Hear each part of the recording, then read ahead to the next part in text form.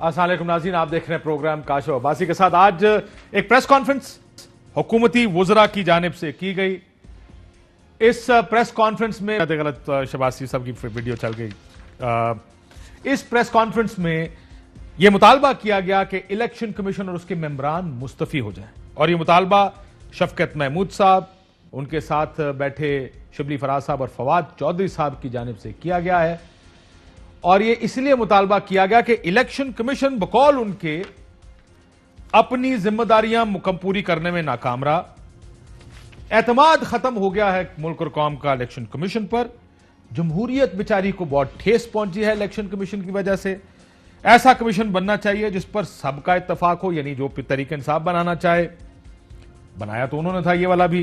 Election commission neutral umpire का किरदार अदा नहीं कर सका। और जो दो वाकयात माजी करीब में जिसकी बुनियाद पर तहरीक इंसाफ ये सोच सकती होगी, वो डस्का का इलेक्शन है और उसके बाद सेनेट इलेक्शन जिसमें यूसुफ रजा गिलानी साहब जीत गए।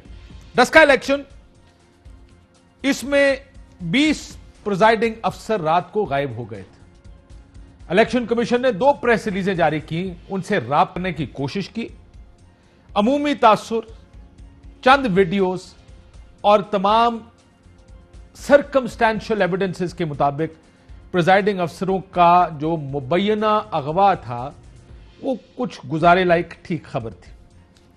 मैंने ऐसे गुजारे लायक समझिएगा कि असल में जो जब इनसे राब्ता किया गया, इलेक्शन कमीशन ने यह कहा भी कि बाकी सब बंद है। टेलीफोन्स को क्या हुआ, जब उनके इंटरव्यूज किए गए तो कुछ बयानात उनके अजीबो गरीब से उन्होंने दिए कि क्या वजह थी कि वो देर से पहुंचे। बहरहाल ये सब कुछ हुआ। 20 प्रिजाइडिंग अफसरों को अगवा या मुबैना अगवा, और उसके बाद इलेक्शन कमीशन ऑफ पाकिस्तान में जब केस चला तो उन्होंने पूरा इलेक्शन दोबारा कराने का फैसला किया।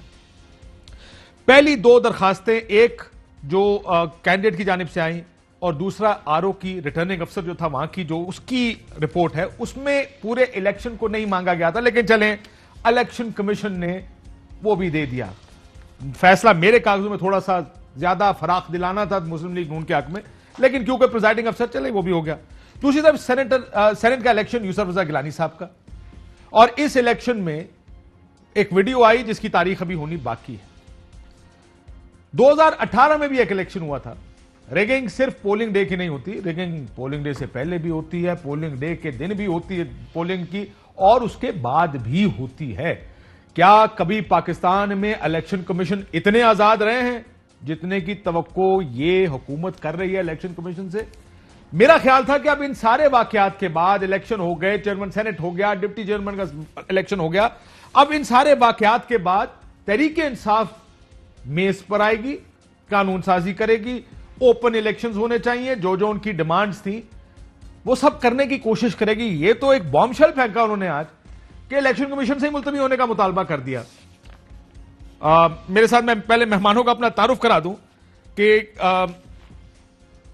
अली नवाज जमान साहब हमारे साथ मौजूद है, बहुत शुक्रिया। तलाल चौधरी साहब मुस्लिम लीग नून से हमारे साथ है, बहुत शुक्रिया। चौधरी मंजूर साहब भी हमारी तरफ मौजूद है, बहुत शुक्रिया। मेरा ख्याल था कि ओपन इलेक्शंस होंगे, इलेक्टोरल रिफॉर्म्स होंगी, इसके बाद इलेक्शन कमीशन में रिफॉर्म्स अगर चाहिए हों, क्योंकि मुझे याद है फखरुद्दीन जी इब्राहिम साहब, जो कि एक वो शख्स जिस पर सबका कंसेंसस है कि वो ईमानदार आदमी है, स्ट्रेट फॉरवर्ड आदमी है, पसली वाला और बैकबोन वाला आदमी है, जो कभी प्रेशर में नहीं आता।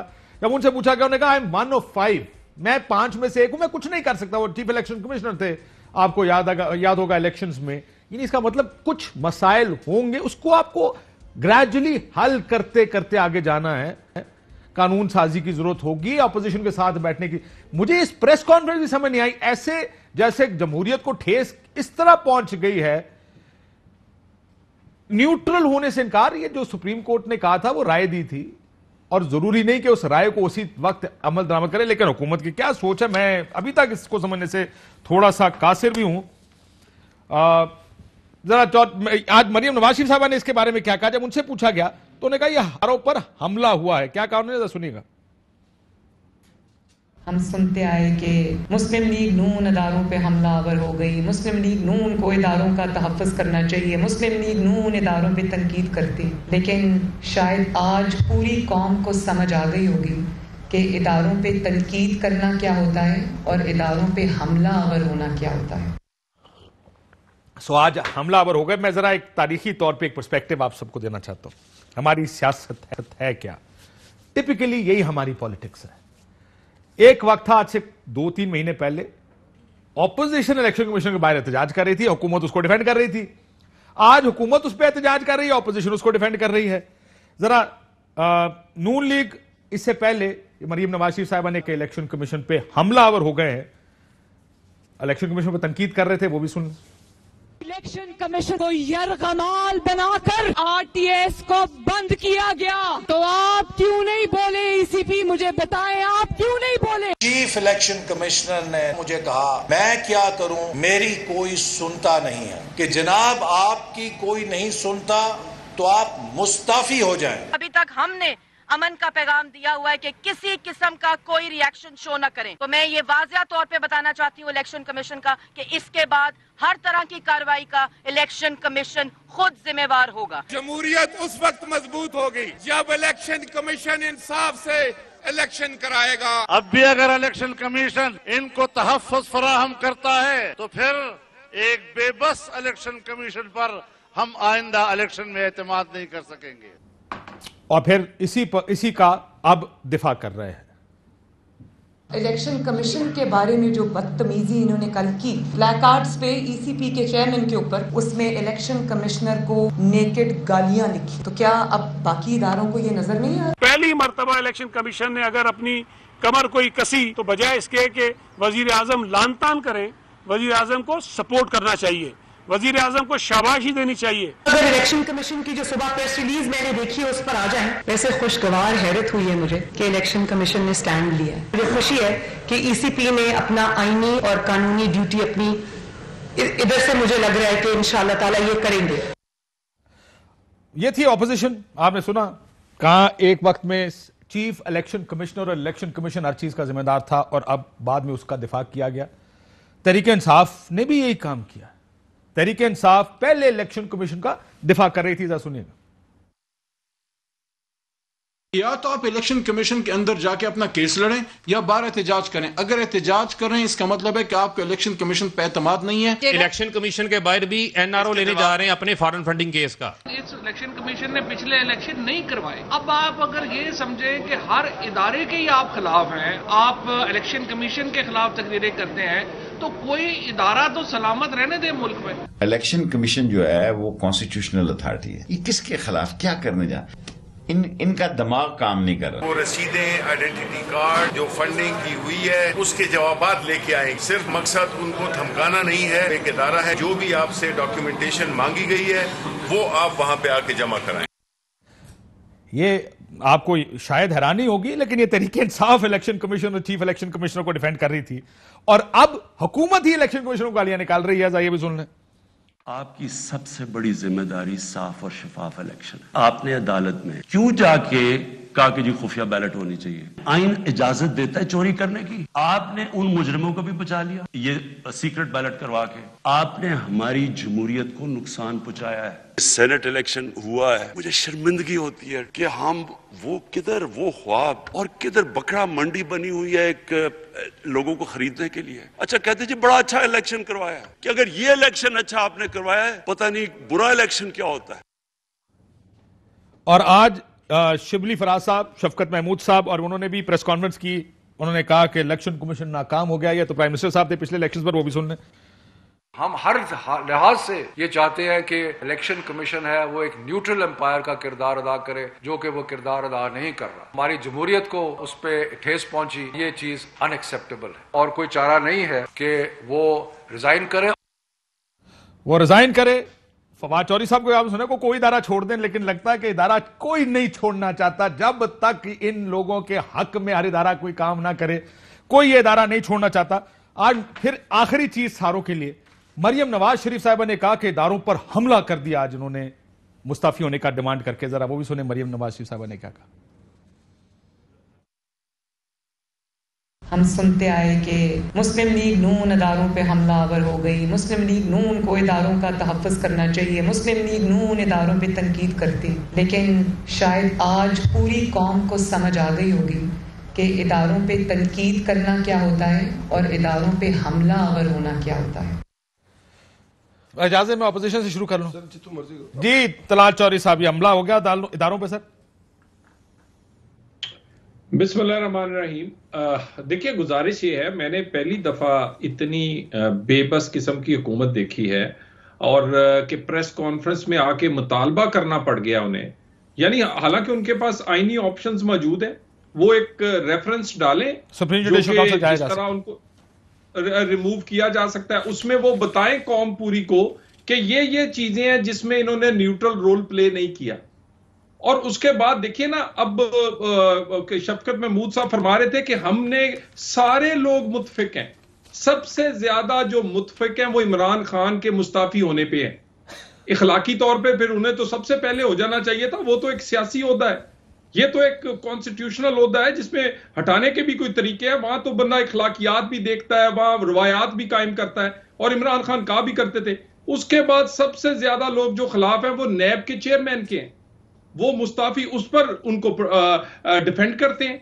उनकी तो कोई मूवी भी आ जाए तो उस पर सर वक्त की बात है। वैसे चौधरी साहब, मैं यही सुनाने की कोशिश की है कि पिछले 10-12 साल में आप भी इदारे के हक में उसी वक्त होते हैं जब आपको फायदा होता है, खिलाफ उस वक्त होते हैं जब आपको फायदा होता है। आज आपने कहा ये इदारों पर हमला है। क्यों हमला है? क्योंकि हुकूमत या कोई भी इदारे से मुस्तफी होने की डिमांड कर रहा है। ये पिछले 10 साल में इमरान खान साहब ने 2013 में शुरू किया था, मैंने हमला कहा तो इन्होंने एक्सेप्शन लिया है। अली नवाज अमान साहब, तो मैं इसको तनकीद, गालियां, मैंने कहा गालियां निकाली तो गाली को मैं तनकीद कर दूं, ज्यादा बेहतर है। Right word. सुनिएगा जरा, ये डिमांड सुन ले सर, काशिफ साहब, ये डिमांड आप सब जमातें मल्टीपल टाइम्स औकात में इसी इलेक्शन कमीशन या इलेक्शन कमीशनर से कर चुकी हैं। जरा सुन लीजिएगा। फखरुद्दीन इब्राहिम तो रिजाइन कर गए, हम डिमांड करते हैं कि बाकी सारे इलेक्शन कमीशन रिजाइन करें, क्योंकि आपके ऊपर कौम का कोई इत्मीनान नहीं है। इलेक्शन कमीशन इस मामले में मुकम्मल तौर पर नाकाम हो चुका है। पाकिस्तान के अवाम अपने वोट पर इस तरह की जो ज्यादती है उसको कतन बर्दाश्त नहीं करेंगे। डिमांड करता हूँ इलेक्शन कमीशन फौरन इस्तीफा दे दे, वो नाकाम नहीं है, वो अपना काम नहीं कर सके। इलेक्शन कमीशन नाकाम हो चुका है। हम आज पूरी कौम इस कमीशन को अपना कमीशन तस्लीम नहीं कर रहे हैं। जनाब, ये वोट ऑफ नो कॉन्फिडेंस इस कमीशन में तो थ्रू आउट चलता रहा है सर पिछले कुछ अरसे में। जी तलाल काशिफ साहब, मेरी गुजारिश ये है, बहुत सारी चीजें तो आपने पुराने इलेक्शन कमीशन के बारे में कही हैं। ये इलेक्शन कमीशन तो खान साहब का अपना नामजद करता है सर, वो नैब चेयरमैन ताड़ा नामजद करता है जिदे तुसी एडना बात सुन ले। उसमें दोनों पार्टियों का मुतफिक होना जरूरी था। वो आर्मी चीफ ही तुसी लाया सी सर। नहीं, गुजारिश सुन ले ना, गुजारिश। ये वाला जो इलेक्शन, अच्छा ये वाला प्रॉब्लम है। नहीं, मेरी बात सुने। देखिए ना, मामला पहले तो कहते थे हमने लोगों को भर दिया है जी पुत्र अदारों में, अदारे तबाह हो गए। अब तो आपने खुद लगाए हैं अपने हाथों से। और इससे पहले एक कोशिश आपने की थी, आपके सदर साहब ने 2 मेंबर्स लगाने की, जो कि अनकॉन्स्टिट्यूशनल, जो कि तस्वर किया गया था, वो आपको याद होगा, वो भी ट्राई की गई थी। अगर मेरा मतलब है इसमें भी आपने क्या कहते हैं भरने हैं वही लोग जो कि बिल्कुल आपके खास ऐसे समझते हैं कि घर के कोई वजीर सेहत लगा दें जो कि आपके हस्पताल में काम करता है, जो आपका जाती दोस्त है उसको मशीर लगा दें, जो दूसरे हैं इसी तरह का कोई लगाना है तो और बात है। लेकिन ये आपने सर वैसे मसला ये नहीं, मैं आपसे इत्तेफाक करता हूं, लेकिन प्रॉब्लम ये इन्होंने लगाए थे, नैब चेयरमैन आपने लगाया था, आर्मी चीफ आपने लगाया। ये तो ये छोड़े किसने किसको लगाया है? आपने इस निजाम को ठीक करना है कि नहीं? बचौरी, अगर इजाजत है मैं पहले ब्रेक से पहले सबका एक व्यू ले लूं, फिर वापस आता हूं। जी क्विकली तलाल साहब। एक बात, मुझे कोई हुकूमत दिखा दें जो इस तरह किसी मुतालबा करती हो कि ये बात ठीक है, मैं इसका जवाब आप देंगे कि कोई हुकूमत नहीं करती। चौधरी मंजूर साहब, ये मेरे सामने एक और स्टोरी भी पड़ी है। 2013 में ममनून हुसैन साहब का इलेक्शन था, आप सारों ने, पीपल्स पार्टी ने खुसूसी तौर पे इसके ऊपर भी इलेक्शन कमीशन से और इनसे इस्तीफों का मुतालबा किया था। इलेक्शन कमीशन को बड़ा तुरा था उस टाइम, 2013 की बात है। ये भी मसला ये, मैं सिर्फ ये जो सारा कुछ सुनाया है, आज की पीपल्स पीटीआई की प्रेस कॉन्फ्रेंस देखी, एक तो मेरे लिए बॉम्बशेल इसलिए था कि तवक्को नहीं थी कि मतलब एक होता ना कि एक चीज बिल्ड हो रही होती है, उधर से आपको लगता है कि ऐसा कुछ हो सकता है, कोई बयान आएगा, प्राइम मिनिस्टर बयान दे चुके, इलेक्शन कमीशन नाकाम हो गया, फिर कहा गया कि जनाब अब तो इलेक्शन हो गए हैं, अब मेरा ख्याल था रिफॉर्म्स की तरफ जाएंगे, कहेंगे ओपन करें सारे इलेक्शंस को। ये प्रोसेस होता है कि ठीक करी जाए जो जो खराबियां नजर आई। मुझे नहीं पता था ये प्रेस कॉन्फ्रेंस होगी, लेकिन ये देखे पिछले 4-6 महीने की पॉलिटिक्स आपके सामने, मीठा मीठा हब हब कड़वा कड़वा थू थू सबके लिए। जब आप गालियां निकाल रहे थे, ये डिफेंड कर रहे थे, कहते इससे कमाल इलेक्शन कमीशन आया नहीं पाकिस्तान में। ये भी गलत हो गया, ज्यादा हो गया, कमाल ज्यादा हो गया, मतलब समझते गए हो गए ना तुसी मैं की कह रहे। फवाद साहब दोबारा सुना देता हूं, कोई इदारा रहने मेरी बारी में अभी तो कहते तो सुना देना, मैं कोई इतराज नहीं, अगर तुसी एक बार इजाजत दो सुनाए सर, क्यों ना सुनाए। और ताड़ी सारे वजीर कह रहे हैं कि ये इलेक्शन कोई इदारा छोड़ दें, किसी को रहने सुनाए सर, सुनाए जी। चौधरी मंजूर साहब। काशिफ मुझे काशिफ देखें, एक तो आपको चलाना चाहिए, अभी 1 महीना पहले आदिल अब्बासी साहब ने वजीरिस्तान में गालिबन इमरान खान साहब का इंटरव्यू किया, जिसमें इस बंदे की बहुत तारीफ चीफ इलेक्शन कमिश्नर की हो रही है। वो भी मेरा ख्याल चलाना चाहिए, वो क्रक्स है। आप 1 महीना मैंने देखा नहीं, अगर आप कहते हैं हम निकालने की दरअसल आपको कोई गलतफहमी होगी है। असल में उन्हें मुजफ्फर शाह साहब ने अभी जो सेनेट का इलेक्शन करवाया ना, उनकी कारकर्दगी बड़ी पसंद आ गई, तो उसके बाद उन्होंने फैसला किया है कि अब मुजफ्फर शाह साहब जो हैं जिन्होंने सेनेट का इलेक्शन कराया, उन्हें चीफ इलेक्शन कमिश्नर होना चाहिए, क्योंकि इन्हें उस वक्त तो कोई एतराज नहीं हुआ जब आरटीएस सिस्टम बैठा है। जीबी के इलेक्शन अभी हुए, वहां पर नताइज तब्दील किए गए, ये सामने डे टाइम रॉबरी। ये कौन था जिसका नतीजा तब्दील किया गया? गिलानी साहब जीते हैं, वो जमील अहमद साहब जीते हैं, और एक इनकी खातून जीती हैं। जिस इलेक्शन के बारे में कह रहे हैं, इनकी खातून जीती है, दूसरी तरफ गिलानी साहब जीते हैं। जो इलेक्शन कमीशन ने अपनी एक्चुअली काशिफ ये दबाव बढ़ाने के लिए, चूंकि फॉरेन फंडिंग केस शुरू होने वाला है, तो ये आउट ऑफ प्रोपोर्शन जो आप बात कह रहे हैं, वो मुझे भी एकदम बॉम्बशेल ही था मेरे लिए भी, कि एकदम आउट ऑफ प्रोपोर्शन ये बिल्कुल आकर मुस्ताफी। सॉरी साहब, मुझे लगा पता प्रॉपर फोरम पे नहीं जाएंगे। मुझे लगा ये प्रेस कॉन्फ्रेंस सुन के कि जैसे आपने कहा ना कि एक बॉम्बशेल, क्या वजह हो सकती है, सब कुछ तो हो गया, अब आगे आने वाला कोई इलेक्शन भी नहीं है। ये जैसा आपने कहा हो सकता है कोई सही, या उनको लगा हो कि आपने जलसे जुलूस किए, आप इलेक्शन कमीशन के बाहर आए, और उसके बाद दस्का के इलेक्शन में एक फेवरेबल फैसला ऑपोजिशन को मिला। आपको लगता है कि फेवरेबल फैसला है? क्या छोड़ दें पर्चे हुए? नहीं सर, छोड़, अगवा के पर्चे होने चाहिए। सर जान दो सर, मेरी बात तो सुने, मेरा आर्गुमेंट तो प्रिजाइडिंग ऑफिसर्स अगवा हुए। मैं 1 मिनट काशिफ, जरा 1 मिनट। जो प्रिजाइडिंग ऑफिसर होता है ना, वो अपने महकमे का नहीं होता, वो इलेक्शन कमीशन का आकर काम कर रहा होता है। तो इलेक्शन कमीशन को मुद्दई बन के पर्चे करवाने चाहिए थे अगवा के, क्यों नहीं करवाए? क्या उन अफसरान के खिलाफ कार्रवाई की है? कोई भी नहीं की। अगर ये काम इंडिया में हुआ होता तो अब तक वो उनके घर तक उनको छोड़ के आते, जेलों में होते सारे लोग। नहीं सर, आप इंडिया की बात अच्छी मिसाल दे रहे हैं, इंडिया की मिसाल अच्छी दे रहे हैं आप, बड़ी अच्छी मिसाल इंडिया की सर। लेकिन मसला यह कि यहां पर पाकिस्तान की मिसालें तो मुझे आप अच्छी मिसाल दे दे कि आपके दौरे हुकूमत में सारे खुश निकले हों, किसी और के दौरे हुकूमत में। मैं इसीलिए कह रहा हूं, आप जब कहते हैं सर, एक सेकंड मेरी बात तो सुन लो ना सर जी मेरी बात तो सुन लो ना। मैं ये कह रहा हूं, जब आप डस्का की बात करते हैं ना बॉस, डस्का में मैंने यह कहा ना, मुबैना तौर पर प्रिजाइडिंग अफसर, जब जिन प्रिजाइडिंग अफसरों का इंटरव्यू किया गया उनमें से कोई नहीं कहता कि मुझे अगवा किया गया। आप जानते हैं इस बात को, जिनके इंटरव्यू किए गए।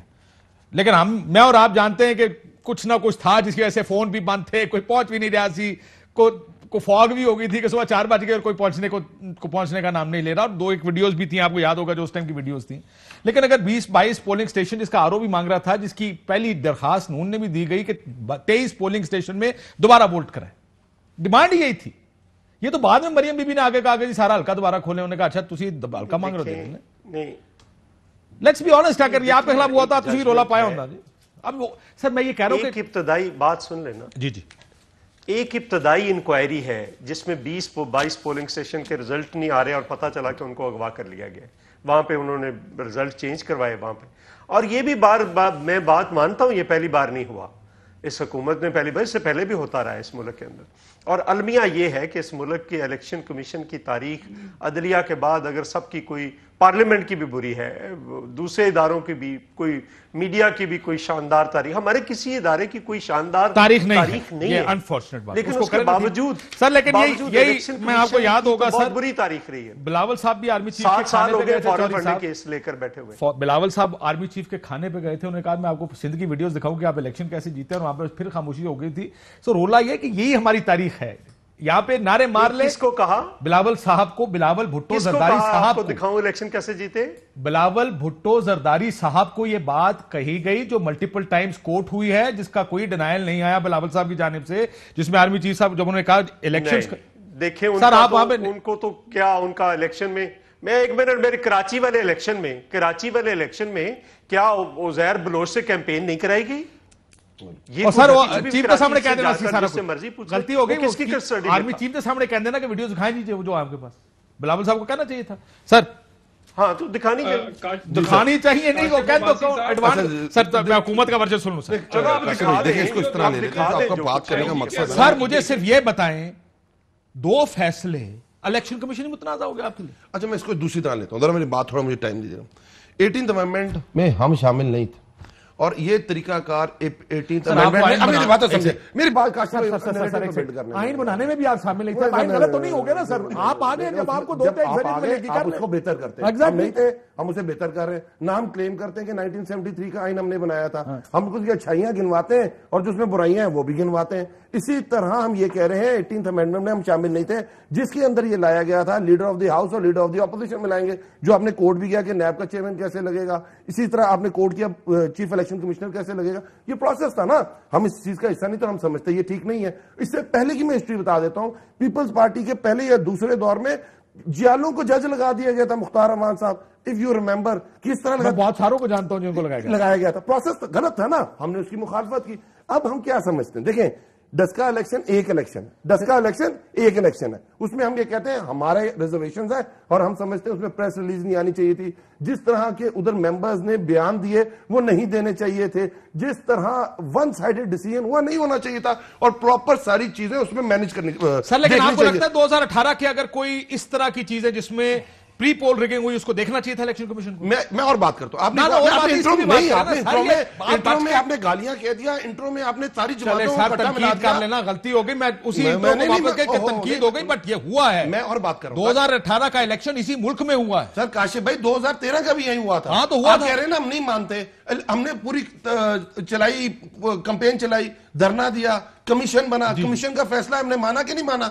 नहीं, तनकीद की, माना, लेकिन हमने कहा आप कहते हैं एग्री नहीं करते, और जो क्या राइट सर सुप्रीम कोर्ट के अंदर इमरान खान साहब की बहन जाती है, कोई हमने सुप्रीम कोर्ट के ऊपर तनकीद की? इधर सुप्रीम कोर्ट के जजेस पे तनकीद हुई कि नहीं हुई? ये भाई जो बैठे हुए हैं आपके साथ, उन्होंने क्या कहा, 4 जज अंदर बैठे हैं, बुत बैठे हैं, उन्हें पास कर दो। वो जो हाशमी साहब हैं, उन्होंने क्या तकरीर की थी ना, कोई हमने ऐसी तकरीरें की है?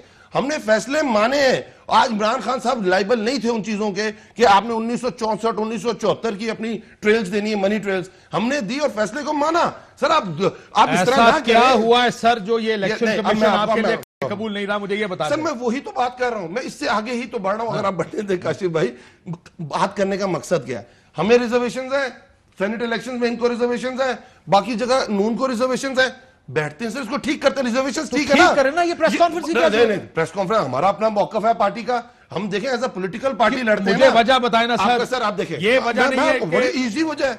ओहो सर, बड़ी इजी वजह है। यूसुफ आप मुझे बताएं, सेनेट का तो इलेक्शन आइन के तहत हुआ, इलेक्शन रूल्स के तहत नहीं हुआ। इलेक्शन कमीशन ने कंडक्ट किया इलेक्शन सेनेट का, जिसमें यूसुफ रजा गिलानी साहब जीते। मैं हाईकोर्ट गया, हमारे कई लोग इलेक्शन कमीशन के क्या बना, अभी वो कह रहे हैं डस्का का इलेक्शन देखें, उसका जो रिएक्शन है वो देखें, उस पर जो जजमेंट है वो देखें, 1122 वाला जो रोल प्ले किया गया उधर वो देखें, और बाकी जगह हुआ ही है। अभी हम बोल थक गए यार। सुप्रीम कोर्ट ने ऑर्डर दे दिया कि जस्ट होना चाहिए, फ्री होना चाहिए, मैल प्रैक्टिसेस नहीं होने, वीडियोस आ गई, क्या हुआ?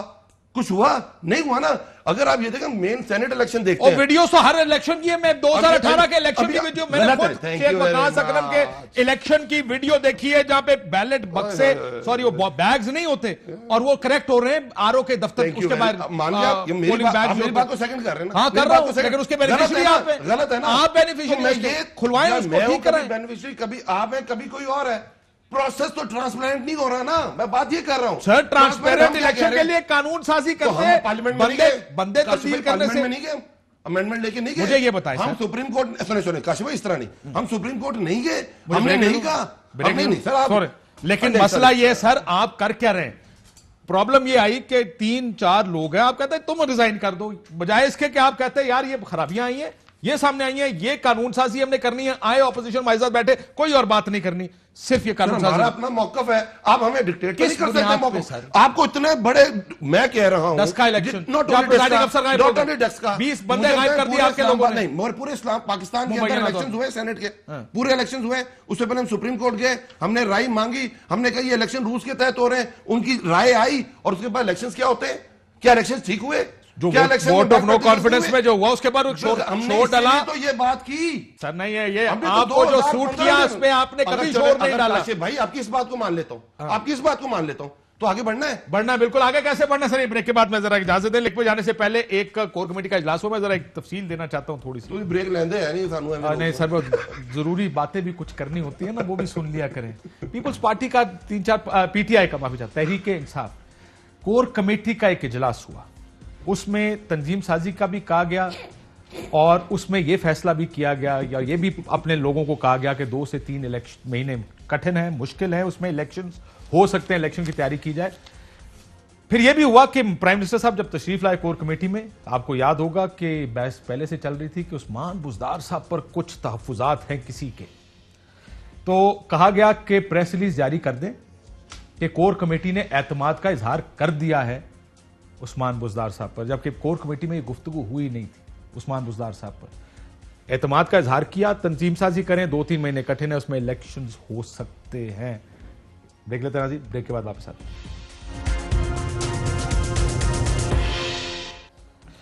वेलकम बैक नाज़रीन। चौधरी साहब, दोनों चौधरी साहिबान, सिर्फ इतना कि हम निज़ाम ठीक करने की तरफ क्यों नहीं जाते? This is what the aim should be parliamentarians का, पॉलिटिकल पार्टीज का।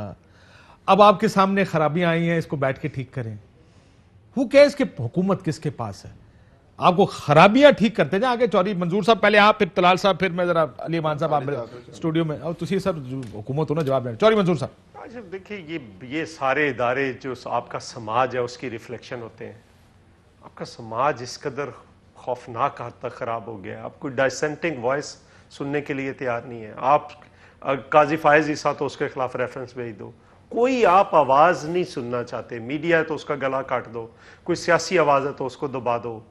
जब तक आप आवाज, अपनी मुखालफ आवाज सुनेंगे नहीं, आपको कैसे पता चलेगा कि आप गलत कर रहे हैं? सर लेकिन ये तो एक हो गया ना, ये तो हो गया क्रिटिसिज्म, लेकिन इसका ये हल क्या है? इसका हल आप लोग हैं, आप वो लोग, सोल्यूशन पार्लियामेंट के अंदर, पार्लियामेंट वो लोग जिनको मुंतखब करके लोगों ने पार्लियामान में भेजा, ये कहा कि मेरा निजाम अच्छा करें, ठीक करें इस निजाम को। आप लोग अगर निजाम ही नहीं ठीक करना चाहते चौधरी साहब, तो इस पार्लियामेंट, जिस दिन लोगों ने मुंतखब करके भेजा ना, उस दिन ठीक भी हो जाएगा।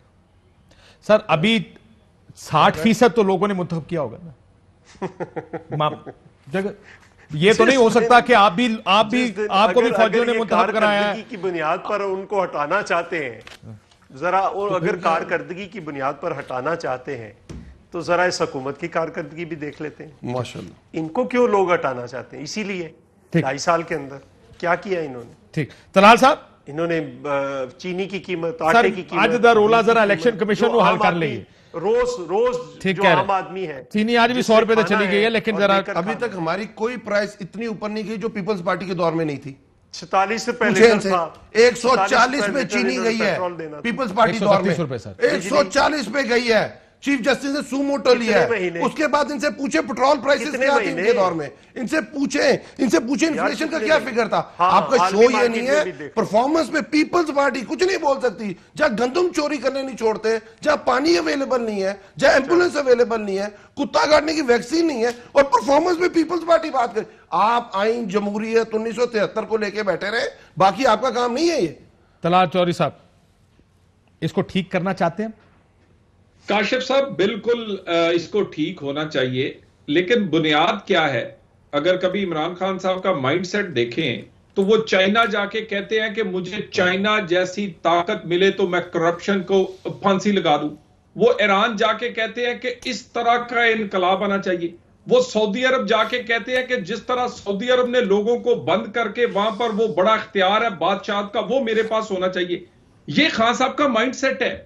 इनका माइंडसेट ना पॉलिटिकल है ना पार्लिमानी है। सर आपका है? मुझे ये एक सेकंड चौधरी साहब आपका है ना? मैं सिर्फ ये जानना चाह रहा हूं कि अब जबकि इन्होंने एक आपको ऑफर की थी और अब शायद वो ऑफर पे काम हो सकता है, इलेक्शन खोल दें कि सारे इलेक्शन ओपन बैलेट पे होंगे, आप लोग बजाय इसके कि इमरान खान को गालियां निकालें, जो दो चीजें ठीक हो सकती है वो तो ठीक कर ले कम से कम।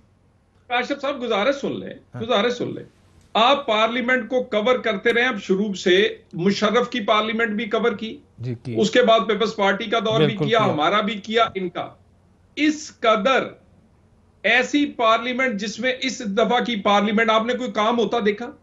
हुकूमतें माहौल बनाती हैं पार्लियामेंट के अंदर। लेकिन मैं आपके इत्तेफाक कर भी लूं कि ये पार्लियामेंट नहीं चल रही, मैं मानता हूं इस बात को नहीं चल रही, लेकिन सर इसी में आपने अल्हम्दुलिल्लाह लाइन में खड़े होके एक्सटेंशन का कानून पास किया ना, तरमीम कर ली सारों ने भाइयों ने बैठ के। मुशर्रफ से जहां आपको डंडा देके लाइन हाजिर कराया जाता है, हो जाते जो लोगों के फायदे की चीजें वो भी ठीक कर लो यार, अपनी भी ठीक कर ले दो चीज। सर वजारतों के हल्फ लिए मुशर्रफ से तो लेकर आए ना जी ये बिल। सर मैं यही कह रहा हूं, अगर ये एक बात चौधरी साहब मैं ये बात कह रहा हूं आपसे, ये कह दे आप, अगर ऑपोजिशन ये कह दे आप कानून लेकर आए, हम उसके ऊपर आपके साथ ये बिल लेकर आए ना कल, मैं आपसे वादा करता हूं पीपल्स पार्टी उसको सपोर्ट कर देगी। डन हो गया मंजूर भाई की बात पर डन। हमने कल भी इनको इनवाइट किया है, हम कल दोबारा इनको इनवाइट करते हैं, कल दोबारा इनवाइट करते हैं। और बहुत अच्छी बात की मंजूर भाई ने, और यही बात मेरा ख्याल है इनके सीनियर पार्टी लीडर्स ने भी की है कि हम किसी शो में, शायद मैं आपके बैठा हुआ था, उन्होंने यही कहा था कि हम तैयार हैं लेजिस्लेशन। नवीद कमर में हामिद मीर के साथ,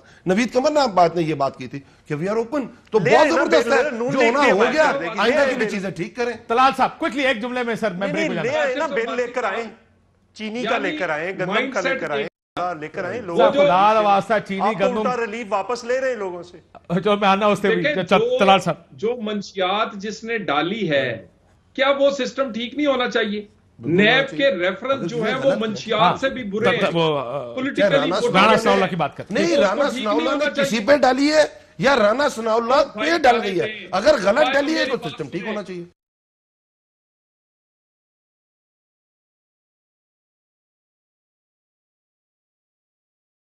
कि वहां वर्दी वाला बैठा है, कमाल हो गई है। हीरोइन डाल के आप कहते हैं कि हीरोइन ने डाल किसी ने कही, उन्होंने कहा अगर गलत हुआ तो ठीक कर लें, ये गलत हुआ तो गलत है। मैंने तो ये नहीं किया कि ठीक। सर आप बिलावल भुट्टो का जवाब दे जो उन्होंने आप पे तंजीम साजी का इल्जाम लगाया है। यार वो छोड़ें इस बात को। चलो जी एक ब्रेक ले लें, अब ब्रेक। वेलकम बैक नाज़रीन। शहबाज गिल साहब आज गए कोर्ट में। इससे पहले आपको याद होगा इस्लामाबाद में बड़ा झगड़ा हुआ था, अब जवाबी वार मुस्लिम लीग नून की जानिब से किया गया। तलाल साहब आप क्या कहेंगे, ये जो स्याही फेंकी गई और अंडे तोड़े गए उनके सर के ऊपर, वीडियोज अगर चला दें, मेरे भाई नहीं चलाना चाहते वो इकलादा गल है ज़हीर साहब, तो आप मर्जी दे मालिक जी। तलाल साहब, काशिफ साहब आपके शो में बैठ के हम कहते रहे हैं, आपको याद है स्याहियां फेंकी गई, जूते उछाले गए, गोलियां हमें मारी गई, हमें तौहीने रसालत के मुजरम बनाया गया, हमें गद्दार बनाया गया, हमें सिंगल आउट करके धरनों में शिरकत की गई। कौन सी आग नहीं लगाई? हम उस वक्त कहते थे जो बोगे वो काटोगे। जिस तरह के तुम परवरिश कर रहे हो, जिस तरह के माहौल बना रहे हो, उसका रिएक्शन आता है फिर। यह बड़ी अफसोसनाक बात है। पाकिस्तान की सियासत में यह खत्म हो गया था, हमने और पीपल्स पार्टी ने सीख लिया था, मगर अनफॉर्चुनेटली पीटीआई ने आके पूरे का पूरा जो हमारा पॉलिटिकल फैब्रिक था, जो सर आगे चौधरी साहब, मैं चौधरी मंजूर साहब जी। चौधरी साहब इट्स बैड टेस्ट, कल भी बुरा था, काशिफ आज भी बुरा है। ये पॉलिटिकल कल्चर हर पीपल्स पार्टी है भी। मैं उस दिन चौरी साहब और मैं गल कर रहा शहबाज गिल को भी अपनी जुबान, शहबाज गिल को भी अपनी जुबान पे कंट्रोल कर रखना चाहिए। मैं कहता शहबाज गिल को भी अपनी जुबान, बिल्कुल सर, सारों को एक तहम्मुल, शाइस्तगी, पॉलिटिक्स में आप तनकीद करें, गाला कटोगे तो फिर एक खराबी आती है निजाम के अंदर, एक सोसाइटी खराब होती है, वायलेंट होती है पॉलिटिक्स। कोई तरीका है ऐसे बाहर निकलता है, या इस्लामाबाद होगा तो आप उनको मारेंगे, लाहौर होगा तो वो आपको मारेंगे? ये नहीं कह रहा, बहुत ज्यादती हुई, बहुत गलत हुआ है। और इधर भी जो जूता फेंका गया एहसन इकबाल साहब पे जब फायरिंग भी हुई थी, हमने उसकी मजम्मत की थी। जब कसूरी साहब पे इंक फेंकी गई थी सुप्रीम कोर्ट ने, हमने उस वक्त भी उसकी मजम्मत की थी, और ये मजम्मत करनी बनती है। देखिए मसला यह है कि इससे आगे बढ़ना चाहिए। मैं ये नहीं कहना चाहता उस वक्त इसने किया, इस वक्त इसने किया। आगे बढ़ने का सिर्फ एक तरीका है, और वो तरीका यह है कि आपने पेशेंस पैदा करना है, और लीडरशिप ने अल्फाज का चुनाव करते हुए बर्दाश्त करना, हाथ हौला रखना। अच्छा जी, केड़ी लीडरशिप है सर? ओ फारूक बात तो ओदा कोई तरीका है? सब नहीं और फिर वही तलाल भाई, फिर आप तरीका दसो, सारे आपस में बैठ के कहोगे ना कि यार कोर्ट के केसेस कोर्ट में, फलाने केसेस फलानी जगह पे, फलानी चीज, लेकिन ये मेरा ख्याल है कि अगले 2-3 महीने में तो नहीं हो सकता। अगर मामला ठंडा होया 2-3 महीने बाद, फिर शायद बैठकर सारे एक नया नेशनल कॉन्ट्रैक्ट ना करें, लेकिन एक अंडरस्टैंडिंग कर लें। सियासत में कुछ चीजें नहीं होंगी, कुछ गालियां नहीं निकालेंगे, कुछ ये नहीं करेंगे, कुछ होता कि इस और अल्फाज लिख दें, एक डिक्शनरी बना दें, क्योंकि प्राइम मिनिस्टर ओए कहते हैं तो बहुत कुछ होता है, कोई बेशरम कह देता है तो कुछ नहीं होता। बेगैरत सुप्रीम असेंबली के फ्लोर पे कहा गया। I have to close it, इजाजत दीजिए, अल्लाह हाफिज।